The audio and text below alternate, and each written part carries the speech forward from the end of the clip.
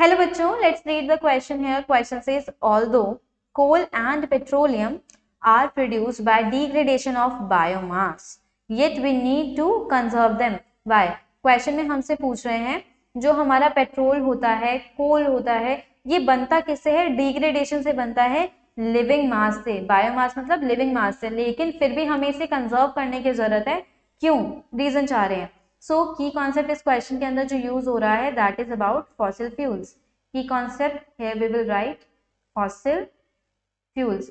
Fossil fuels होते क्या हैं? जनरली ऐसे फ्यूल्स होते हैं जो हमें dead remains of plants and animals, उनकी बॉडीज से मिलता है, जो सेवरल ईयर्स तक, सेवरल मिलियन थाउजेंड ईयर्स तक अर्थ की लेयर के अंदर नीचे डिग्रेड होती रहती है, डीकम्पोज होती रहती है. सो फॉसिल फ्यूल के लिए सबसे पहले लिखते हैं these are the fuels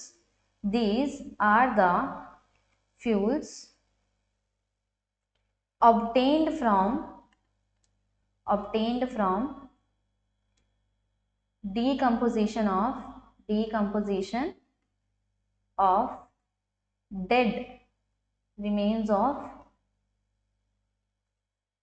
plants and animals over several thousand years.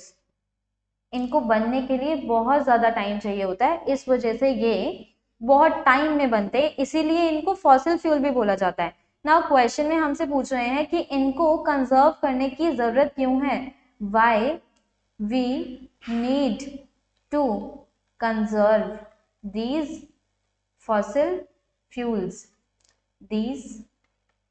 Fossil fuels होता क्या है जनरली कि इनका जो यूटिलाइजेशन हो रहा है ह्यूमन के द्वारा, जो ह्यूमन इसको यूज कर रहा है वो इतना ज्यादा और इतना जल्दी जल्दी यूज कर रहा है कि इसके फॉर्मेशन के प्रोसेस को भी उसके रेट से भी ज्यादा इसका यूटिलाइजेशन का रेट निकल के आता है. So here we will write utilization of these fossil fuels is much faster than the formation. इसको बनने में बहुत टाइम लगता है, लेकिन इसका जो यूज हो रहा है वो बहुत जल्दी हो रहा है, जिसकी वजह से हमें इसको कंजर्व करना पड़ेगा, वरना ये हमें भी नहीं मिल पाएगा और आगे आने वाले जनरेशंस को भी नहीं मिल पाएगा.